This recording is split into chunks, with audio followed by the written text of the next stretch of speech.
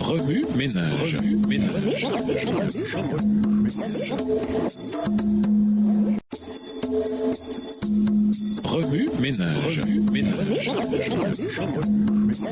Bienvenue dans votre émission Remue-ménage. Nous voilà à la leçon de jeudi, s'impliquer dès le commencement. Selon le raisonnement des Sadducéens, si le corps futur était composé des mêmes particules dans son état mortel comme dans son état immortel, à la résurrection, il devait aussi être fait de chair et de sang et continuer dans le monde à venir. Sa vie interrompue sur terre. Dans ce cas, disait-il, les relations terrestres devaient reprendre, mari et femme seraient réunis, les mariages consommés et tout reprendrait son cours, comme avant la mort. Les fragilités et les passions de cette vie devant être perpétuées dans celle à venir. Pour Dieu, les choses qui ne sont pas sont comme si elles étaient. Il voit la fin dès le commencement et il contemple le résultat de son œuvre comme s'il était déjà obtenu. Précieux aux yeux de Dieu, ceux qui sont morts depuis Adam et tous les saints qui mourront encore entendront la voix du Fils de Dieu et sortiront du sépulcre pour une vie immortelle. Dieu sera leur Dieu et ils seront son peuple. Il existera une relation étroite et intime entre Dieu et les saints ressuscités. Cet état de choses prévu dans son dessein, il le contemple à l'avance comme déjà réalisé. Les morts vivent en lui. Texte tiré du livre Jésus-Christ au chapitre 66, aux pages 549 et 550. Je suis signifie une présence éternelle. Le passé, le présent et le futur sont identiques pour Dieu. Il voit les événements les plus lointains de l'histoire passée et l'avenir le plus lointain avec une vision aussi claire que nous voyons les choses qui se déroulent quotidiennement. Extrait du livre Manuscripts Realizes, manuscrit inédit, volume 14, page 21, écrit par Ellen G. White. Si vous vous êtes consacré au service de Dieu, inutile de vous inquiéter du lendemain. Celui dont vous êtes le serviteur connaît la fin dès le commencement. Les événements de demain, invisibles à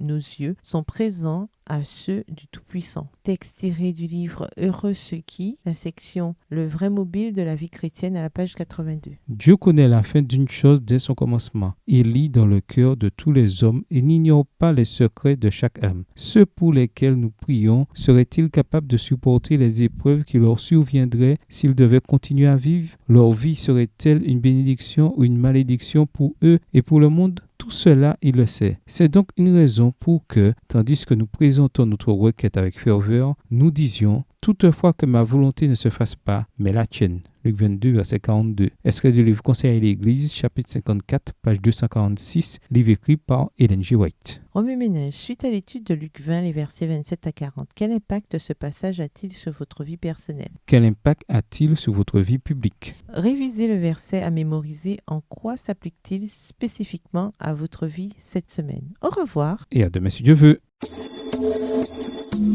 Remue ménage.